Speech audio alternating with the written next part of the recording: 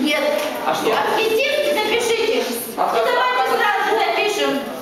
Напишите прямо тут, тогда мировоззрение, аскет-поставьте, напишите.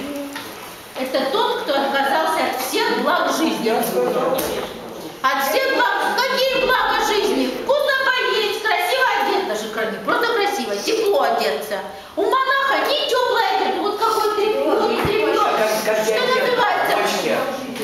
Ну, понимаете, как у Диогена немножко другая религия у него. Другая религия.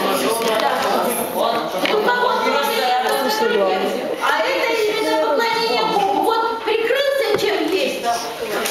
Нет ничего есть. Ну что ж, сегодня нет. Завтра пошел в пустыню, жучка съел, травинку съел. Вот и хорошо. Это то, что хотел.